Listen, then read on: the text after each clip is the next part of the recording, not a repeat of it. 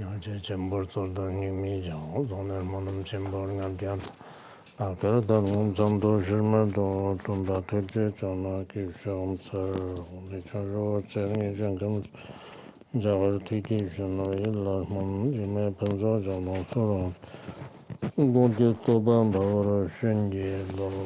The supreme, profound, and subtle Dharma is rarely encountered in eons. Now we hear and follow it. May we realize the Tathagata's meaning. To liberate all sentient beings, please give rise to the supreme bodhicitta. Next, we will continue our study of Entering the Middle Way by Chandra Kirti. For this teaching on Entering the Middle Way, we'll be sharing audio and video recordings. Since things are a bit unusual right now, I plan to release about one class per week. That way it won't feel overwhelming and everyone will be able to follow along. I think listening to one class a week, if even that feels hard, then it may be difficult to keep up. After all, it's only about an hour. In fact, if everyone puts in a little effort, it should be manageable. So I hope that as these teachings are released, you will all take them seriously. At first, many people might listen to a class or two out of simple curiosity, wondering what the middle way is all about. In truth, to study any profound Dharma, we need consistent and joyful effort. Without this consistency, just listening to a couple of classes won't mean much, and it won't solve your deeper problems. Therefore, as you follow along, you must make time for it. Because for many of us, even when we aren't listening to the Dharma, we still end up wasting a lot of time. Since life is limited, while you have this opportunity, you should really cherish it. Moreover, if the audio and video files are available for download, you should download them right away. That way you will still have access to these resources in the future. Otherwise, some things are just out of our control right now. Many people in the past wanted to receive these teachings, and I feel a bit of regret about it now. In the past, some Khenpos, Khenmos, and senior resident monastics all really wanted to hear this, but they eventually passed away. While giving the teachings this time, I also thought of many old Dharma friends. They had requested this of me many times, and I had agreed, but their lives simply couldn't wait. In truth, it is the same for many of us. If we don't act right away to accomplish these meaningful things right now, the future is highly uncertain, so everyone should really try hard to treat this as something truly important. So let's continue with Entering the Middle Way. We are currently on the third chapter, the third Bhumi. It primarily focuses on the paramita of patience. The definition of the Bhumi concerning the paramita of patience was already covered earlier. Now, as we formally begin the paramita of patience, it will mainly be about the principles of cultivating patience. Regarding the principles of cultivating patience, we previously touched upon it, but today our discussion on this can be divided into two main aspects: cultivating patience from the perspective of the ultimate truth, and cultivating patience from the perspective of the conventional truth.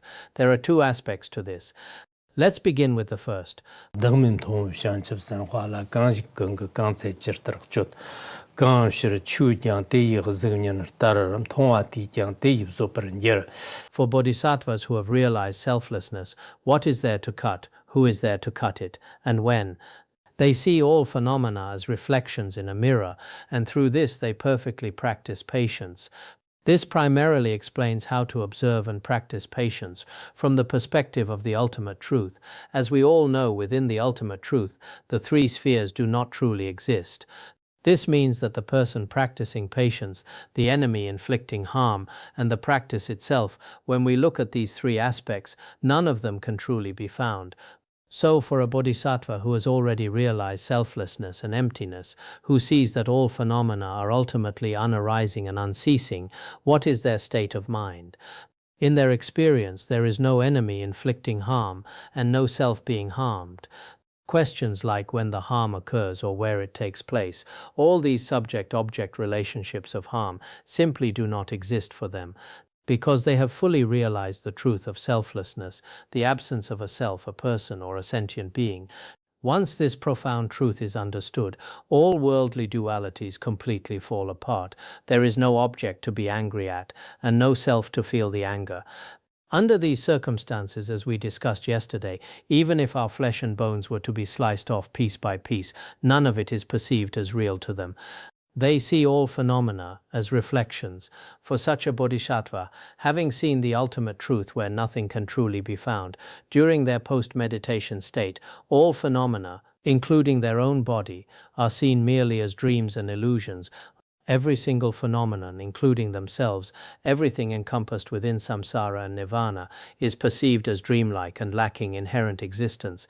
They are free from the concepts of I and mine, just like the moon's reflection in a pool of water. If we throw a stone at the moon's reflection, we cannot possibly destroy it. This is what is meant by, and through this they perfectly practice patience. Dwelling in such a state, one can naturally perfect the practice of patience. The phrase "and through this" implies what we discussed yesterday. It is not just through overwhelming compassion for sentient beings that a bodhisattva cultivates patience. They don't rely solely on compassion to practice patience. More importantly, by reflecting on the ultimate truth and recognizing all phenomena as empty, relying on this profound understanding allows one to truly perfect the practice of patience. As it says in the aspiration of Maitreya, if the four elements themselves lack inherent existence, then whether it is anger or patience, none of these truly exist either. This is the true paramita of patience. This is what is meant by the prayer to manifest the paramita of patience. So, on our spiritual journey, what matters most is that a bodhisattva who truly understands selflessness is completely capable of enduring anything. Moreover, when practicing patience, it requires no forceful effort. Unlike us ordinary beings who just grit our teeth and bear it, there's no need for that, because in their experience, none of this is real. To use a worldly example, the ancients used to tell a story. Imagine someone sitting in a boat and another boat is approaching from a distance. It looks like it's intentionally going to ram into them. Naturally, the person gets extremely angry. But upon closer look, they realize the boat is empty. There's no one inside. It was just blown over by the wind. In that instant, their anger naturally vanishes. The same principle applies here. If we view the person harming us as inherently real, as truly existing, we will naturally resent their actions and get angry at them. But if you realize that the other person is empty, that you yourself are empty, and that the entire situation, including the time and place, cannot truly be found, then anger simply cannot arise. It just doesn't exist. Therefore, if we truly understand that all phenomena are empty, we will certainly be able to practice patience. However, in today's world, not only are we deeply attached to things we consider real, we even get attached to things that are completely illusory. And the images appearing on the screens, we clearly know they aren't real. Yet, captivated by these illusions, our minds become completely glued to them. This too is a form of confusion and delusion. As we often hear people say nowadays, especially regarding young people, they get deeply involved in playing video games. They get addicted to these games, and once they're hooked, they can't put them down. Eventually, it even starts to affect their mental health. They might even spend huge amounts of money, including buying in-game gear. I don't know much about this, but many people, even some monastics nowadays, spend a lot of money on these things. Someone might spend 40,000 on gear or 20,000 and just keep playing until eventually, for spiritual practitioners, falling into this kind of addiction is truly terrifying. So in our human world, it's as if the whole world has been drugged by an illusion. Everyone is completely intoxicated and captivated by it. But in this vast world, in this massive universe, so many people are dreaming and almost no one realizes it. They still believe it's all real. They are dreaming within a dream, yet they still take it as reality. So sometimes when looking at our world, you can't help but feel a bit of pity for sentient beings. The actual truth of all phenomena, including you and me, is that none of it can be found. The enemy cannot be found, and the self cannot be found. But regarding this, they have absolutely no certainty or understanding. Even when we ourselves clearly know this, we look at the internet and our phones and all the information there, and we drown ourselves every day in these illusory appearances. On one hand, we know it's fake and doesn't truly exist, but once you become addicted, as many people say nowadays, it actually alters the cerebral cortex and causes physiological changes. This so-called addiction is exactly like drug addiction. With drugs, you have no control. It becomes a mental and physical dependency. Nowadays, surfing the internet and watching short videos have completely become, how should I put it, a physiological change, an actual physical alteration in the brain. This change makes it so that if you tell them to put it down, to stop looking at their phone, they simply can't do it. Tell them to get off the computer, and they still can't.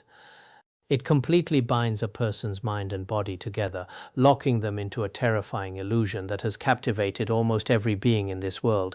In the past, we thought drug addiction was terrifying, and it's true that drugs are hard to quit. But this phenomenon of digital delusion we see today is just as impossible to quit and just as terrifying.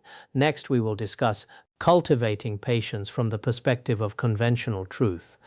This is divided into three main parts: cultivating patience by reflecting on the faults of anger, cultivating patience by reflecting on the merits of patience, and a general conclusion. Let's start with cultivating patience by reflecting on the faults of anger. This has four sections. The first is contemplating that anger is pointless, and therefore we should practice patience instead of getting angry. This is the main idea. So, looking at the first of these four sections, the text says, Konobashi karte terko na telako pe season dokam che teshir te koda ni parandurton med jikten paror tanan garvar yer. if harm is already done, why be angry? Anger cannot undo what has already happened. Therefore, anger is completely useless, and it contradicts the goals of future lives. This primarily explains that giving rise to anger is pointless, so you should practice patience. It focuses mainly on the faults of anger. Why is it pointless? If harm is already done, for example, if someone has already harmed me, whether by hitting me, insulting me, or harming me in some other way, if instead of practicing patience I react with anger towards them, that anger is actually of no use at all. Anger cannot undo what has already happened. If I get angry at them, but the harm they caused is already complete, already finished, getting angry now won't help. We can't turn back time. For instance, if someone has already spoken ill of you or has already stolen your property, the harm is done, the injury has happened. If you seek revenge and try an eye for an eye, you will only end up losing more yourself. So this is not the right approach. Therefore, anger is completely useless. When someone harms you, it actually has karmic significance. It is a karmic repayment, which is quite meaningful. So if you try to retaliate and give rise to anger, it truly has no meaning. It has no benefit for this life. And if you hold on to that anger and harm them, insult them, or speak against them, you are going against the law of karma. Not only will you fail to undo the harm you suffered, but you will also ruin everything for your future lives. Even if you had a bright future ahead of you in the next life, continuing to hold on to this hatred might create the negative karma to pull you into the hell realms, which is truly terrifying. Therefore, we must use wisdom to examine this. As it says in the way of the Bodhisattva, if a situation can be fixed, why be unhappy? And if it cannot be fixed, what use is being upset? This means that if something has already happened but can still be changed, there is no need to be upset about it. If a situation is truly beyond repair and completely shattered, then reacting with a desire to harm is unnecessary and will only hurt yourself. Therefore, we should use rational wisdom to examine this. In reality, if you truly give in to anger, it is a very destructive behavior, because when you direct anger at someone else, you are actually completely exposing yourself in front of them. Your true character and behavior are put on full display. From then on, in people's minds, they will remember how terrifying you are when you lose your temper and how awful you can be when angry. It's like the saying, once bitten, twice shy. If you fly into a massive rage just once and hurt someone, even if you treat them incredibly well afterward, the impact of that one outburst will never be erased from their minds. So even just in terms of this life, giving rise to anger is very damaging. People nowadays care a lot about interpersonal relationships. When it comes to relationships, someone with a severe temper will have a disastrous social life. Even if people don't say it to your face, behind your back and in their hearts, they will think, wow, I need to be careful around this person. If they blow up, it's terrifying. In everyone's eyes, when you gave in to that anger, you looked like an absolute madman with zero self-control. Naturally, people will be afraid of you. In their conversations, whenever your name comes up, people will talk about it. We see this in daily life all the time. For example, if a department needs to hire someone during the recruitment and interview process, they might say, wow, this person presents well and has great qualifications, but their only flaw is a terrible temper. If something happens, they won't be able to control themselves. Never mind, let's drop this person. This also applies to many lay people when starting a family. Just as I mentioned in the last class, take Hemingway, for example. Wait, maybe it was someone else, the name escapes me right now. But he had a notoriously bad temper. So whenever he got married, every single one of his wives ended up resenting him. Even though he was brilliant and had his merits, that's just how it was. So the main point here is that if you have a heavy temper, your interpersonal relationship are likely to be quite poor. That is one aspect. Another aspect is that people today place a high value on health. Your anger takes a massive toll on your overall mental well-being, and it causes serious harm to your physical health as well. Through many examples like these, we can see the truth of this. Of course, when it comes to anger, everyone has a different personality. Some people are born with a very strong temper, while for others it might be related to their upbringing and education. Some of us are told that we need to be tough and fierce, otherwise people will take advantage of your kindness. Therefore, they think we must act fiercely in front of others so that we don't get bullied. In reality, if you possess a truly kind heart, as some scholars in the past have said, kindness is an investment that never fails. It is the best approach. As long as you are kind, even if others might initially perceive you as weak or powerless, it is actually the most reliable and secure path, bringing all kinds of incredible benefits. So our main focus here has been the faults of anger. Next, we move to the second point, cultivating patience by reflecting that what brings benefit should not be turned into harm. It was originally something beneficial, so we shouldn't turn it into a source of harm. This is how we practice patience. Ngun shi pa yi ma ge li jim zhewe kang, zabar shi pa jo per ndo pa tenyit ko, jan lang no pa tang na chuwe dhungor shi, sawa nyat jirtawa nan chapar shi. If the suffering caused by past evil deeds can be completely exhausted, why react with anger and harm others, only to sow seeds of future suffering? This primarily means that when we experience harm from others, it is actually beneficial to us. If you react with anger towards them, you turn it into something harmful. So the text here says we should understand that because in the past we must have caused some kind of harm to others. Because of that initial harm, whether it is a result corresponding to similar causes or a fully ripened karmic result, it comes back as harm to me in this life. It's impossible that for absolutely no reason I am suddenly being attacked today. Any benefit or harm I experience today is caused by previous karmic connections. If I am bullied or harmed by someone today, it is simply the result of my own past negative karma. If I can accept it directly, then this suffering will come to an end. I harmed them in the past, so I must experience the result in this life or in a future life. But if I bear it patiently now, then my suffering becomes what we often call heavy karma ripening as a light retribution. In this way, I won't have to experience it again. If the suffering can be completely exhausted, if I am harmed by someone in this life and we can accept this suffering, then the suffering ends forever. It will not ripen again. But if instead of practicing patience, I retaliate and harm them, that is completely irrational. Why react with anger and harm others? Why should I? This person is actually doing me a favor. It is as if I am paying off a debt I owed them. So when someone comes to collect a debt, logically I should just pay it off. That is the reasonable thing to do. But if I refuse to pay the debt and even hit them with a stick instead, that makes no sense. The cost to me becomes even higher. I already owed them from the past. If on top of that, I harm them now, once the law of karma takes effect, the consequences for me will be much more severe. So why would we use anger to harm them? If we do harm them, it will bring about terrible consequences in the future. You could say that if I truly retaliate with anger or react out of hatred, I am inviting future suffering. It is essentially sowing the seeds of suffering. The original karma of harming others hasn't even been fully purified yet. And on top of that, I start creating a terrifying new negative karma that will drag me into the lower realms in the future. Therefore, if we make such an irrational choice, we are truly being foolish. Fools do not desire suffering, yet they actively create its causes. As it is said in the way of the Bodhisattva, fools do not want to suffer, yet they insist on creating the causes of suffering. Sentient beings are exactly like this. Whatever karma I created in the past, I will experience the corresponding result.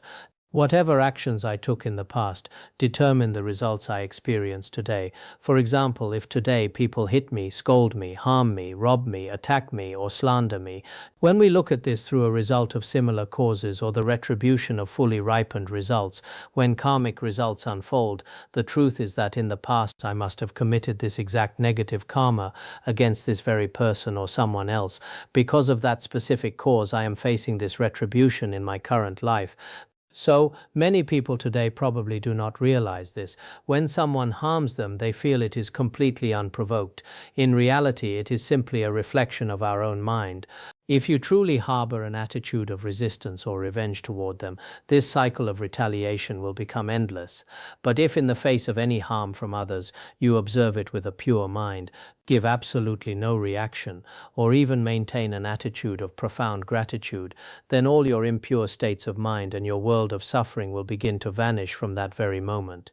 So sometimes Buddhism offers us a completely different way to interpret our interpersonal relationships in life and the relationship between our own suffering and happiness. This is extremely important. Therefore, when we encounter suffering, when we run into difficult situations, we shouldn't just constantly complain, asking, "Why is this happening to me?" Doing so is quite meaningless. Third, cultivating patience by reflecting on the immense destructive power of anger. Reflecting on this anger, its power is actually devastatingly strong. So we cultivate patience from this perspective.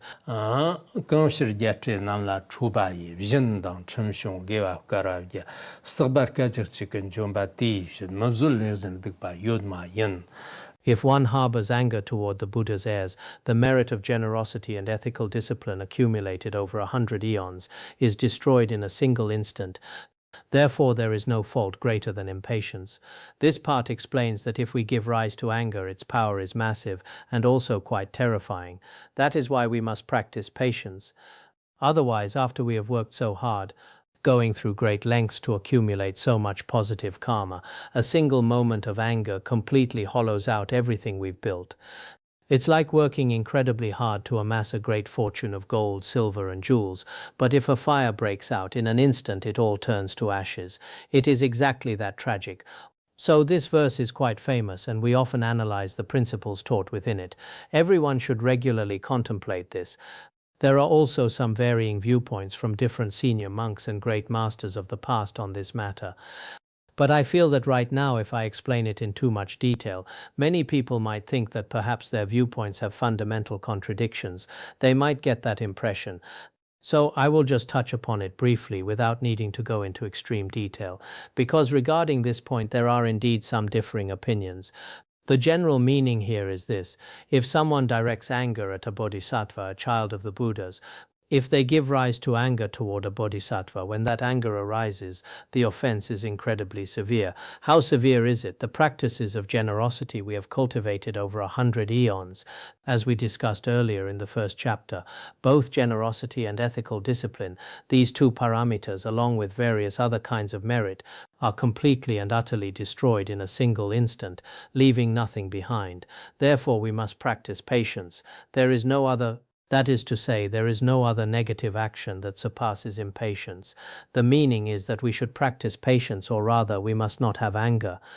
If someone has anger, then in this world no one can stop the destruction it causes. In this world it is the most terrifying thing. Failing to practice patience is the most terrifying thing. That is the meaning. So within this verse, the simple explanation is just as I mentioned earlier: we must not direct anger toward a bodhisattva. If we do give rise to anger, it can destroy the roots of virtue accumulated over 100 eons. The main scriptural basis for this, for entering the middle way, comes primarily from the miraculous play of Manjushri. In the miraculous play of Manjushri, the Buddha told Bodhisattva Manjushri that so-called hatred can destroy the roots of virtue accumulated over 100 eons. That is why it is called hatred. When he spoke about hatred, he taught this very principle. We also have another slightly different teaching which I have mentioned before. For example, in the Way of the Bodhisattva there is a similar statement, but the Way of the Bodhisattva states that if a single instant of anger arises, the roots of virtue from making offerings to Buddhas, practicing generosity and so on over 1,000 eons are all completely destroyed. If that is the case, the text here says 100 eons, while the Way of the Bodhisattva says 1,000 eons. Which one is it? The basis for the 1,000 eons mentioned in the Way of the Bodhisattva is primarily the Sutra of the Great Heap of Jewels. The Sutra of the Great Heap of Jewels also states that if one directs anger toward a bodhisattva, all the roots of virtue accumulated over 1,000 eons, such as making offerings to the Buddha and practicing generosity, will be completely destroyed. So the sources from the two sutras are different. Because of this, the two treatises state different things. One treatise says 1,000 eons of roots of virtue are destroyed, while one sutra says 100 eons of roots of virtue are destroyed. Why is this the case? The great masters of the past have explained this. Here we need to analyze both the person generating the anger and the object of that anger. We need to look at both aspects. In this context, the person getting angry is likely not a bodhisattva who has attained the bhumas. We can put it quite plainly, because even though the auto-commentary refers to the one getting angry as an extraordinary great bodhisattva, this great bodhisattva is probably on the path of accumulation or the path of preparation. Otherwise, for a bodhisattva on the first bhumi or above, even if they were to get angry at someone, it would be impossible for their roots of virtue to be destroyed. Because once someone reaches the peak state of the path of preparation and beyond, their roots of virtue generally cannot be destroyed, nor will they fall back. Therefore, the person generating anger here must be a bodhisattva, as the auto-commentary explicitly states. And who is the object of this anger? It is also a bodhisattva, and it refers to generating anger toward another bodhisattva. So this is speaking of one bodhisattva getting angry at another. Both points can be understood this way. Because if an ordinary person were to get angry at a bodhisattva, their fault would be immeasurable and boundless. Most scholars hold this view as well. If that is the case, then if a great bodhisattva gets angry at a lesser bodhisattva, it destroys 100 eons of roots of virtue. This aligns with what is taught in Entering the Middle Way. If a lesser bodhisattva gets angry at a greater one, it's 1,000 eons. For example, if a bodhisattva on the greater path of accumulation gets angry at one on the lesser path of accumulation, it's 100 eons. But if a bodhisattva on the lesser path of accumulation gets angry at one on the greater path of accumulation, it destroys 1,000 eons. And if an ordinary person gets angry at a bodhisattva, the fully ripened retribution is simply incalculable. We can explain it that way. So to put it simply, we can understand it like this. Some wise masters also say that if an ordinary person directs anger at a noble being, the retribution is immeasurable and boundless, which is why it doesn't even need to be explicitly stated here. There is this perspective as well. Regardless, we can say that primarily those who have attained the bhumis and above are incapable of generating such anger. It simply won't happen. And even if it did, it could never destroy their accumulated merits. On the other hand, the text isn't referring to ordinary beings either, because the auto-commentary states that the one generating the anger is a bodhisattva. So looking at it this way makes the most sense. Next, regarding which roots of virtue are actually destroyed, there are also different explanations. I seem to recall that when we were studying the Way of the Bodhisattva, we analyzed this as well. What kind of roots of virtue are destroyed by anger? Its manifested aspect and functional efficacy can be destroyed, but its seed aspect generally cannot be destroyed by discursive thoughts. Anger cannot destroy the karmic seeds of virtue stored in the alaya consciousness. When we speak of roots of virtue here, which specific ones are we referring to? Generally speaking, virtues leading to liberation will not be destroyed. Virtues leading to liberation are those embraced by the wisdom of emptiness, the selflessness of persons or phenomena. These roots of virtue cannot be destroyed. Then what about roots of virtue embraced by bodhicitta and dedication? Will they be destroyed? There are differing views on this. Many great masters such as Tsongkhapa and Gorampa believe that perhaps only the virtues leading to liberation, those embraced by the wisdom of selflessness, are safe from destruction. Meanwhile, roots of virtue that have been dedicated may still be destroyed. But if dedicated roots of virtue can be destroyed, doesn't the sutra say that our dedication is like a drop of water merging into the ocean? Until the ocean dries up, the drop does not dry up. Similarly, this root of virtue will not be destroyed until we attain the fruit of Buddhahood. Why is this the case? From the perspective of the karmic seeds, this is true. However, their active functioning capacity can still be destroyed. It should be explained this way. So what about a bodhisattva's roots of virtue embraced by bodhicitta? Will they be destroyed? Because the first chapter of the Way of the Bodhisattva says that roots of virtue embraced by bodhicitta are like a wish-fulfilling tree, whereas other roots of virtue are like a plantain tree that bears fruit once and is exhausted. But this isn't absolute. Roots of virtue embraced by conventional bodhicitta might still be destroyed, but those embraced by ultimate bodhicitta will never be destroyed. Strictly speaking, this viewpoint is probably the most logical. Perhaps this differs slightly from what I taught before when going through the Way of the Bodhisattva, because this time I am explaining it from a stricter perspective. Actually, regarding this, masters like Karma Chagme Rinpoche and Khenpo Shenga also believe that virtues embraced by dedication or bodhicitta will not be destroyed. That perspective exists as well, but generally Gorampa and many other great masters likely held that even these kinds of roots of virtue can be destroyed. We can understand it that way. Furthermore, masters like Jechong Kapa and others from the Gelug tradition maintain that in the Way of the Bodhisattva, the person getting angry is not a bodhisattva, but the object of their anger is. That is their view. On the other hand, Gorampa and Mipram Rinpoche maintain that both the person getting angry and the object of their anger must be bodhisattvas. Of course, this bodhisattva, the one generating the anger, refers to the kind of bodhisattva described in the Way of the Bodhisattva, someone just as described there, who has generated bodhicitta but hasn't reached the first bhumi. They might not have even reached the state of acceptance on the path of preparation. We can say that this is the kind of bodhisattva meant here. Bodhisattvas on the first bhumi and above are incapable of generating such intense anger, and their roots of virtue cannot be destroyed.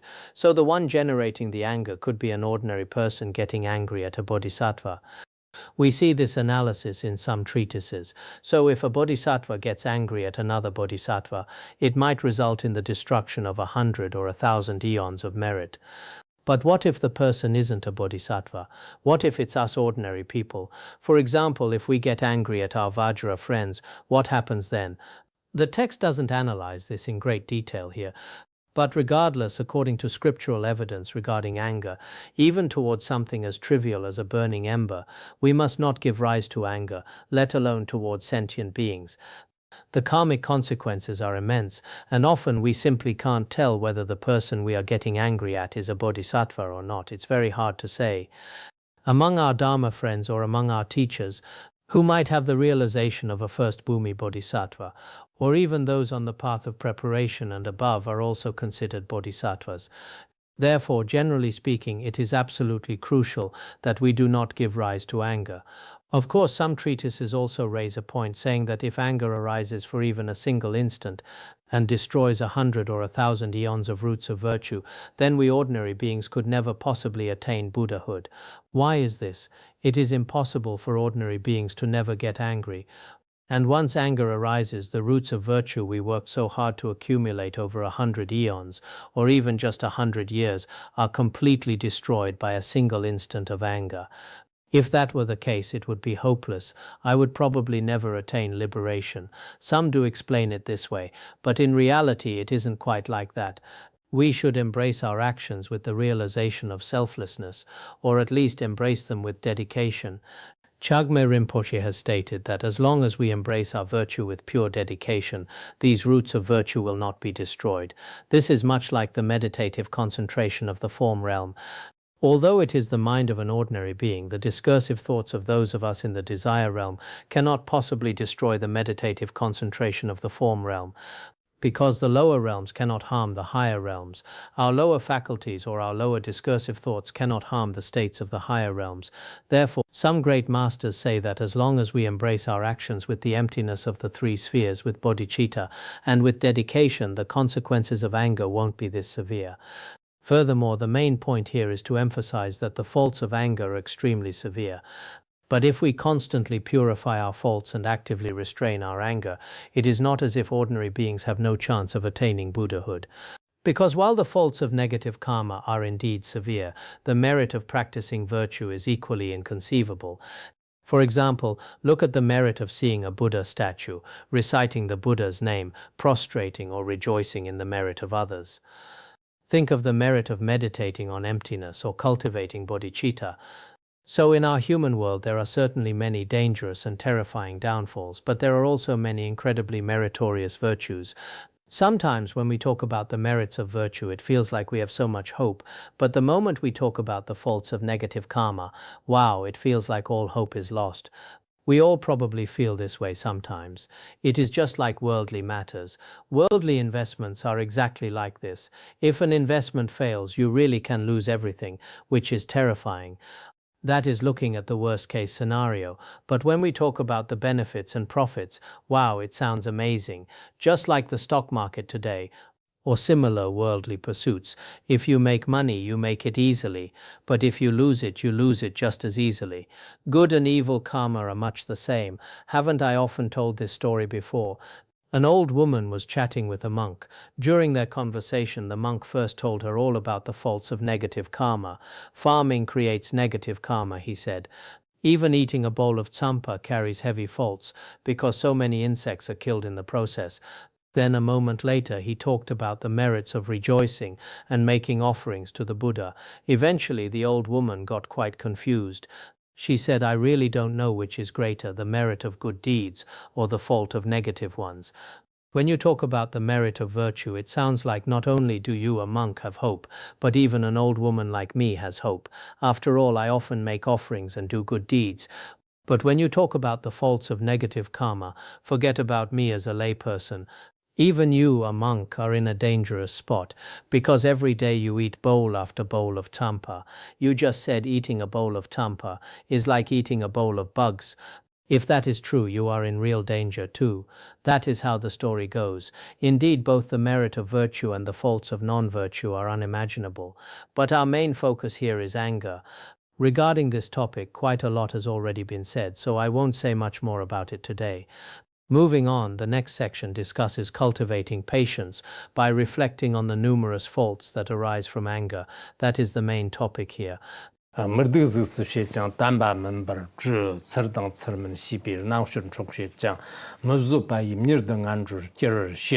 It makes one ugly, leads to unwholesome actions, and robs one of the ability to discern right from wrong. Impatience swiftly casts one into the lower realms. The following text explains that anger brings about many faults, so we must not give rise to it anymore, otherwise the consequences are severe. What kind of retribution? If true anger arises within our mind stream, there are faults in several areas. First, it makes one ugly. When someone gets angry, their entire face becomes incredibly ugly. Normally, someone might be very handsome or beautiful, looking perfectly fine, but the moment they give in to anger, shouting, crying, and losing control, they can look almost like a demon. You might even think, wow, I never realized they could look like this. Their face becomes contorted and terrifying to look at. We see this all the time in our daily lives. As for future lives, if someone frequently gets angry in this life, in their next life, they will certainly be born with an unattractive appearance. Why do we see some people in this world who are particularly ugly or foul-looking? The reason is that in their past lives they frequently harmed others and gave in to anger. Second, leads to unwholesome actions.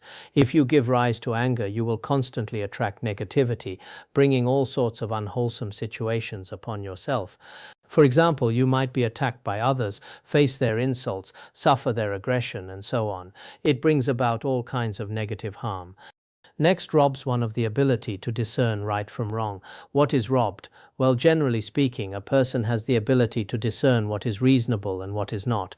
They have this basic wisdom, but once anger takes over, all this rationality, objectivity, and wisdom completely disappear.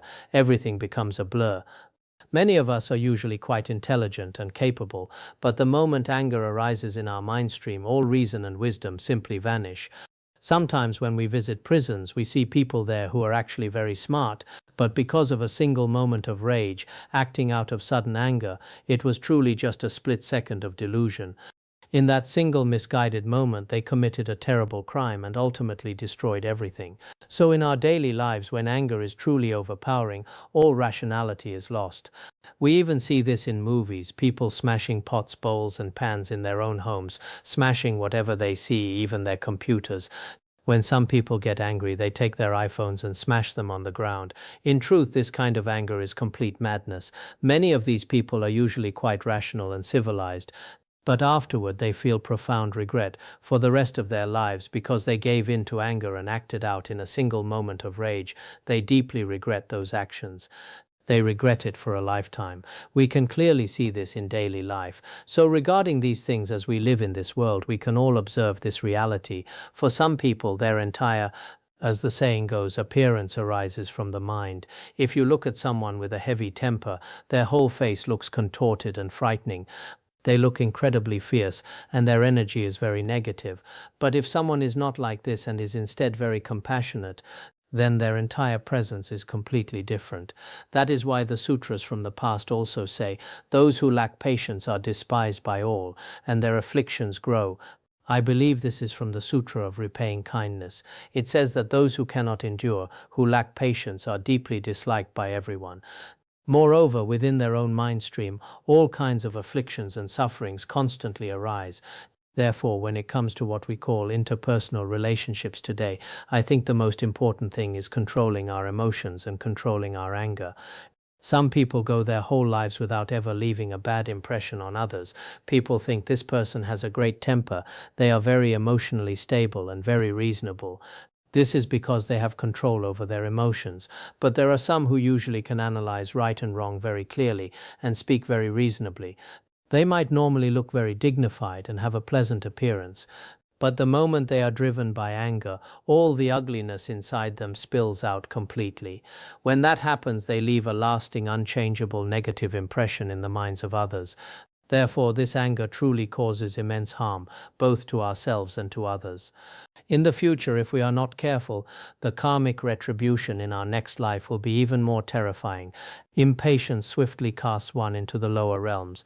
If we cannot endure and fail to practice patience, it will cause us to very quickly fall into the lower realms of hell's hungry ghosts and animals.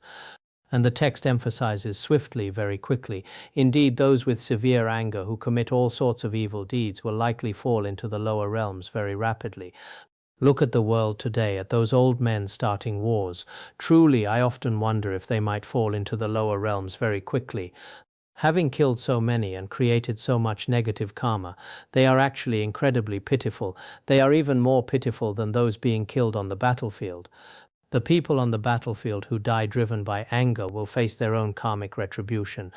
But those who give the orders and orchestrate it all, the consequences for them are even more terrifying. Therefore, practicing patience might make us seem a bit weak or powerless, but in reality it is the best protection for ourselves, and it provides the greatest sense of security for others. If we have a good temper and practice patience well, whether in our workplace, in our families, or among our Dharma friends, everyone will speak highly of us. But if you have a bad temper, even if people don't say it to your face, they definitely know it in their hearts, so we must be very careful about this. If you have indeed lost your temper like this in the past, make sure to sincerely confess and purify it.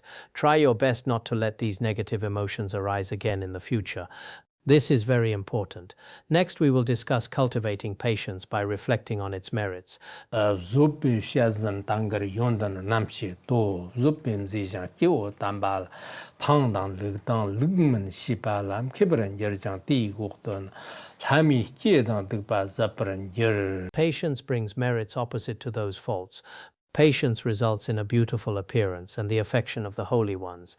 One becomes skilled in discerning right from wrong, is reborn among humans and gods after death, and exhausts all accumulated negative karma. This is quite simple. If we practice patience, it brings the exact opposite of the faults we just discussed. They are completely opposite. What are these opposite merits? First of all, while anger makes one look ugly, practicing patience brings a beautiful appearance. How so? A person who practices patience has an incredibly peaceful demeanor. Their aura, their state of being, their mindset and their posture, they all radiate kindness and profound compassion. So overall, even if someone isn't naturally very good looking, if they have a kind heart and never gets into conflicts with others, they are in fact truly beautiful. This is the highest kind of beauty. They possess a natural inner beauty. Sometimes how we act in front of our parents and others is just a superficial display. But in reality, if someone among us rarely loses their temper, that is true beauty. Furthermore, such a person is loved by the holy ones. Many spiritual friends and kind-hearted people will be fond of them. In the past, Lord Atisha said, on one hand, I have a pleasant appearance, and on top of that, I have a very good personality. So many of my teachers were incredibly fond of me. This is also mentioned in some of Lord Atisha's biographies. Yet Lord Atisha himself kept an attendant with a very bad temper by his side. It was a bit pitiful. That attendant was constantly directing anger toward a noble being, which is sad. But as for Lord Atisha, many spiritual guides loved him, partly because he was handsome, but more importantly because his heart was so kind. He didn't argue with others, and he didn't give in to anger, skilled in discerning right from wrong. When it comes to what is reasonable and what is not, they can skillfully analyze and understand it. Because their mind is usually very peaceful, calm, and grounded, they have great wisdom when it comes to handling situations and distinguishing right from wrong. They are very steady. When they encounter difficulties, they don't instantly lose their minds. They are not like that. Instead, they handle things calmly. Such a person can analyze right and wrong, the reasonable and unreasonable, with absolute clarity. They aren't like what we described earlier, panicking over the slightest issue, complaining about everything and flying into a rage. They are not like that. If someone is stable and composed and doesn't easily lose their temper, their judgment both in worldly and spiritual matters is sound. They handle everything beautifully. When such a person eventually passes away, they are reborn among humans and gods. They might be born into a noble family with a dignified appearance. Such things happen in both human and celestial realms. Moreover, practicing virtue in this way brings another incredible merit. All the negative karma we have created in the past will be completely purified. We must do our best to practice patience in this life. Practicing patience is truly so important. I think after we went through the way of the Bodhisattva in the past, many people basically didn't get angry for quite a while. But ordinary beings tend to forget, yet after some time they gradually recover. In 2014, when we were in New Zealand, I gave them 5 or 6 classes on the chapter on patience. They told me that for a long time afterward, none of the Dharma friends in New Zealand got angry at all. I don't know how they are doing now. These accounts were probably even written down.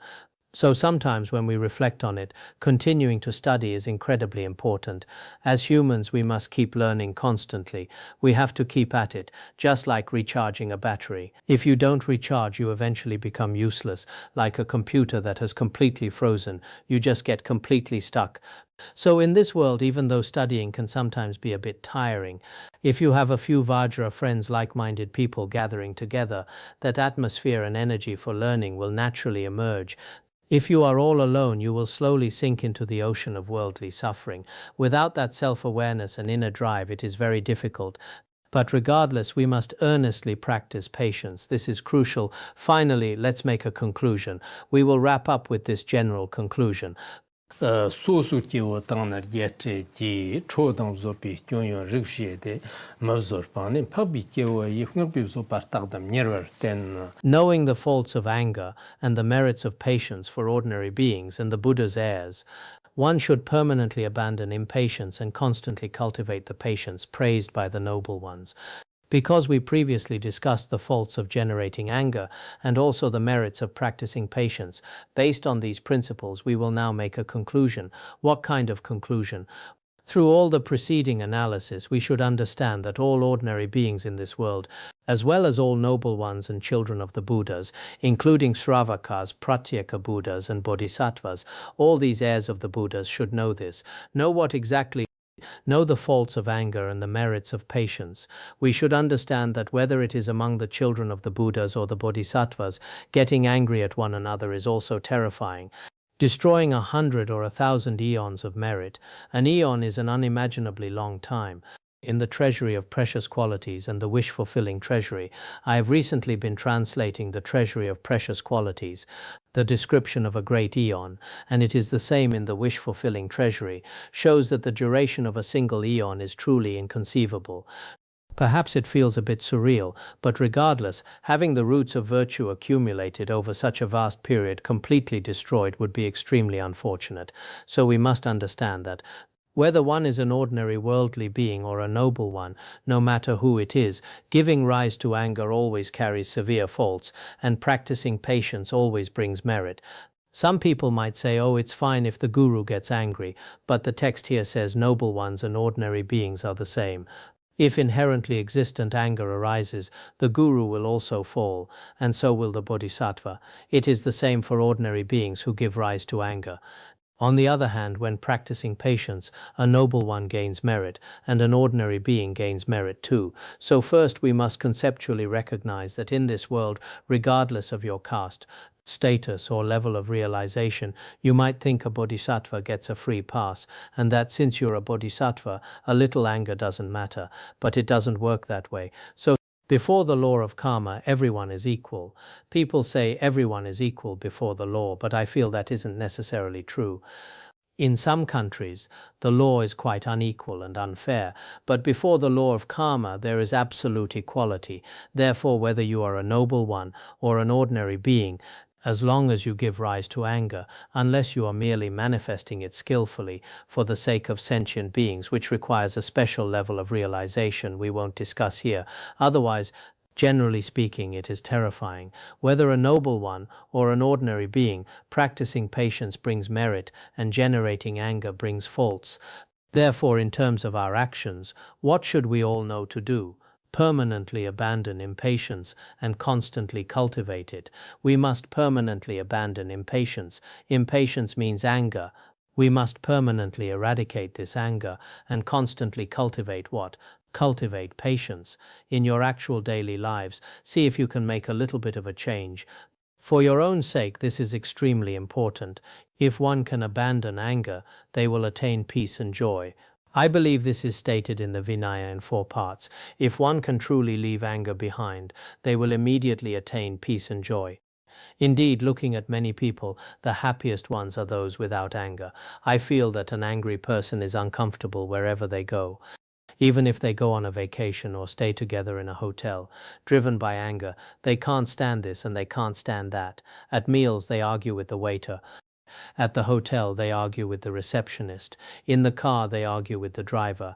When they return, they argue with their colleagues. They originally went on a pilgrimage to a holy mountain, but ended up coming back with a massive pile of negative karma from anger. Conversely, someone free from anger with a good heart, no matter where they go, their world is truly peaceful. Therefore, we must permanently abandon impatience and practice what? The patience praised by the noble ones, praised by all Buddhas and Bodhisattvas. Look at the great masters of the past, the Buddhas and the Bodhisattvas. They all continually praise patience. As the Sutra of the Buddha's last teaching states, the merit of patience cannot be matched by ascetic practices like ethical discipline. There are many such praises. Patience has greater merit than generosity. It has greater merit than ethical discipline. It gives rise to so many incredible merits. Therefore, since it is praised by all the noble ones, praised by the Buddha, and praised by words of truth, why shouldn't we practice this patience?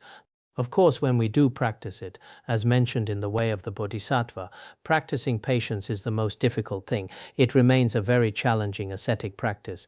But regardless, we now have this opportunity, especially as we are studying entering the middle way. Everyone should reflect on this again. Before we delve into the true emptiness of the 6th Bhumi Bodhisattva, the text here on the conventional level teaches us to practice patience by relying on its merits and to restrain our anger by relying on its faults. For every single one of us, this is truly so important, especially in this current era, an era heavily burdened by anger. As we all know, the whole world is in a state of turmoil. People's states of mind are disturbed. Especially this year, the fire horse year, with its intense heat. So a while ago during the new year, many places avoided using the color red and switched to yellow instead. But if our inner minds do not change, simply changing the external world and the lanterns to yellow will likely be of no use. What matters most is that if each person can slowly but surely take this inner fire of anger and begin to tame it using the nectar of the Dharma, if we can truly tame our own minds, the world will become incredibly pure. If the mind is untamed, even if a person is wealthy, has a dignified appearance, or holds a prominent and famous position, even if they possess every bit of worldly wealth and glory, what does it actually bring them? Unbearable suffering. Every day is a torment. We often see this. Some upper class people have all their material needs fully met without a single thing to worry about. Their wealth might even be enough not just for this lifetime, but for their next life and the life after that. It is completely sufficient. Yet this kind of inner peace and joy is virtually non-existent for them. It is severely lacking. So here and now, even without talking about extremely profound teachings like Dzogchen or the great Madhyamaka, if we can just manage to calm the anger within our own mind streams a little bit, then no matter what we are doing, we can view things in a positive light. Otherwise, as we practice patience, we might end up like this. I once heard a story about two Japanese monks who had been practicing patience for a long time. They had both practiced for many years. At first, they would share their spiritual experiences with each other, but later a disagreement arose between their views. In Japanese, the word for patience can be written with 2 characters or with 3 characters. One of them insisted on the longer version, while the other insisted on the shorter one. Because of this difference in opinion, they started arguing. They had been practicing patience so well, but over such a tiny issue a dispute arose. That isn't right either. We ordinary beings truly do sometimes create a lot of negative karma, unintentionally. So as we study entering the middle way now, can everyone try to reduce their attachments just a little bit? And can we calm our anger down just a little bit? Constantly observe yourselves. Or if you can manage, for instance, to go a month without getting angry, or even if anger arises inside, you don't blow up in front of others, that for you is already a massive improvement. All right, we will stop here for today.